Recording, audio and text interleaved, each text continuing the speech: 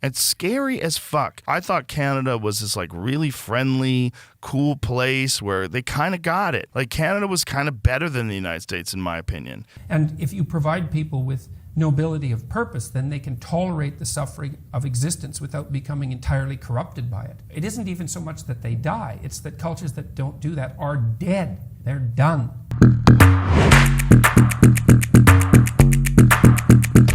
Did you see the fucking article today? There was a thing on the CBC, and it was talking about the word freedom, and that the word freedom is being used many times by far-right activists. Freedom. Here, I'll send it to you, Jamie, because this is so fucking... Canada is so fucking wild right now. It's such a like really crazy place. Here it is. Why the word freedom is such a useful rallying cry for protesters.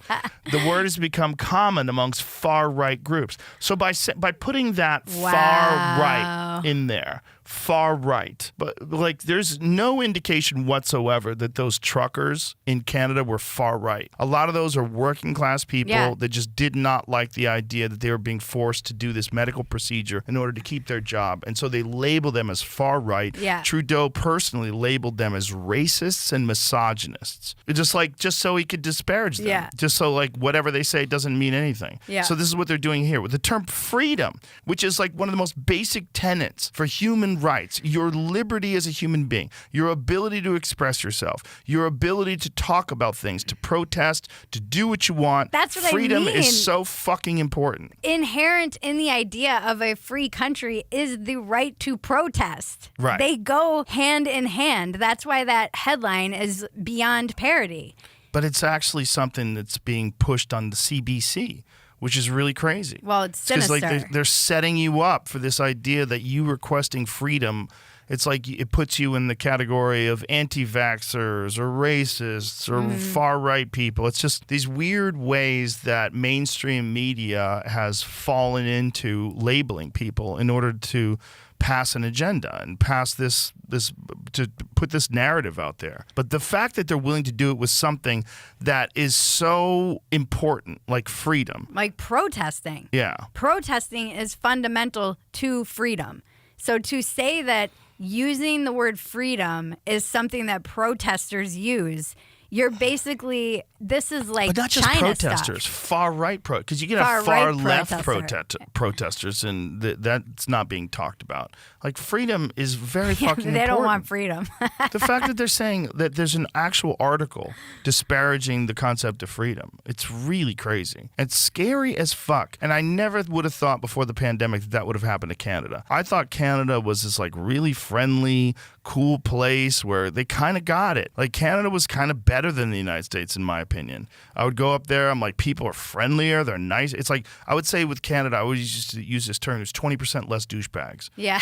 Because that's what it's like. Now, under Trudeau, it's like it's become this very weird thing. I always thought of Canada as like, hey, cool, man. Well, they're being sold a pile of bullshit. And the pile of bullshit is you must give up your freedom in order for others to be equal. You must give up your freedom in order for society to function in the proper way. You must give up your freedom in order for things to be equitable and inclusive and fair. And it's horseshit. And it's a mind fuck. And it's a mind fuck that you hear coming out of the WEF, and Trudeau echoes it, and they say the right words and use the right phrases. And at the end of the day, what's happening is you're going to lose your ability to protest. You're going to lose your ability to express yourself. You're going to lose your ability to have your say when things start moving in this general direction towards the centralized government being able to control various aspects of your life. One of the things that we found out during this protest, the trucker protest, was they froze their fucking bank accounts. I know, that was nuts. That is fucking nuts. I mean, that is some dictator, third world, banana republic bullshit. Yeah. And the fact that that was going on in Canada and they justified it, and they didn't just freeze their money, the people that were protesting, they froze the bank accounts of people that were donating money. Yeah, that was the... Fucking insane. Yeah, it was really, really insane. So that's what comes when you start using terms like, freedom and connecting it to the far right. Well, first of all, if you don't have a purpose, let's say, it isn't that your life becomes neutral in a meaningless sense. It's that your life becomes characterized by unbearable suffering, because the baseline condition of life is something like unbearable suffering. And what you have to set against that is a noble and worthwhile purpose. And hopefully your determination of that purpose is buttressed to some degree by the wisdom of the past, because you can't conjure something like that up on your own. And if you provide people with nobility of purpose, then they can tolerate the suffering of existence without becoming entirely corrupted by it. And cultures that don't do that, it isn't even so much that they die, it's that cultures that don't do that are dead. They're done. They don't have a story anymore. And they don't have a call to adventure. And then, well, then everyone suffers stupidly as a consequence. It's a very bad thing. So Churchill made the same observation that many of the great psychologists and philosophers made in the early part of the 20th century. It's like, bring the story forward and propagate it and make it the most noble possible story. And then you motivate people to transcend themselves, which they need to do. So yes, he's exactly right in his diagnosis. People think of freedom as the ability to implement your whim. And freedom opens up that as a possibility. But sustainable freedom, that isn't what it's about at all. It's primarily about responsibility. It's about determining which load you're going to pick up and carry. That's the proper definition of appropriate freedom. It's not dim gratification of instantaneous impulse. It's self-evident that that doesn't work. 2-year-olds do that. And that's why they can't live in the world. They can't organize themselves across time. They can't sacrifice the moment for the future. And the more sophisticated you get, I suppose, in some sense, the more you're able to do that. And then your freedom becomes the freedom to choose the proper responsibility. And that's also not something that we've been good at communicating to young people. If we talk to them about responsibility, we generally do it in a finger-wagging sort of way. It's like, well, you're breaking the rules, you're a bad person. And well, that may be true because people break the rules and there's no shortage of badness in people.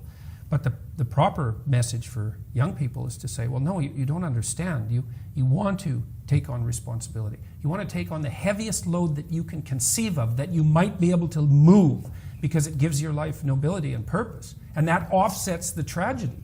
And not only psychologically, not only does it offset it psychologically because you have a purpose and something to wake up for, right, and to face the difficulties of the day, but also because if you face the difficulties of the day properly, you actually ameliorate suffering, not only in the psychological sense, but because you make the world at least a less terrible place. And that's something, right? To move things away from hell is something, even if you're not, self-evidently moving forthrightly to heaven.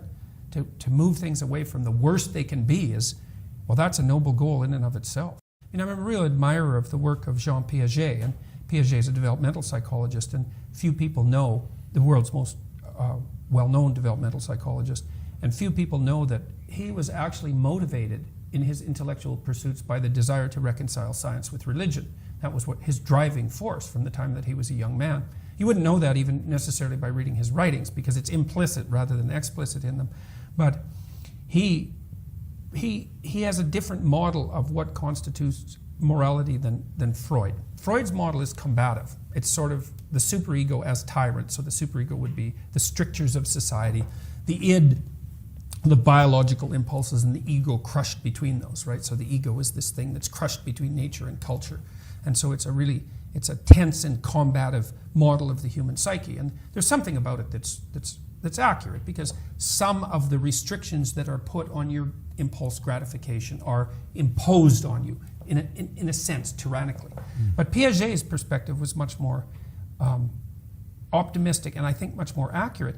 He noticed that as children organized themselves spontaneously as they developed, especially within the confines of their own spontaneous play, they didn't so much subsume or inhibit their dark and aggressive impulses as make them sophisticated and transform them into universally acceptable games. So for Piaget, a game that a group of children were playing, that all of them were playing voluntarily and that was going well and that they all wanted to continue playing, was a microcosm of society, and literally a microcosm of society. The reason the children were playing those games was to practice being productive members of society.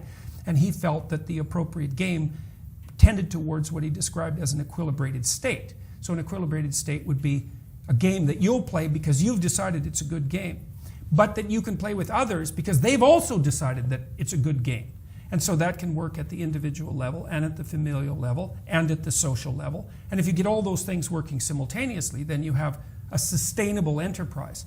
And it's predicated not so much on the inhibition of impulse or on the regulation of it, but of the integration of impulses into a pattern of being that gratifies them on a relatively permanent basis. So, if you want to go to university and become a physician, I think there's a lot of sacrifice of impulsive gratification that goes along with that. But if you become a physician, then it's a noble enterprise, people support you socially, and all of the needs that you need to have fulfilled will also be fulfilled by that enterprise. Well, that's a way better model. And so it's strange that the maximum freedom comes with the adoption of a discipline and then also the adoption of responsibility. That frees you up and everyone else around you in the long run. And if you explain that to people, especially in this day and age when they've been fed a never-ending diet of idiot rights and freedoms, they're immediately on board with it because they know that most of the meaning that people experience in their life is a consequence of adopting responsibility.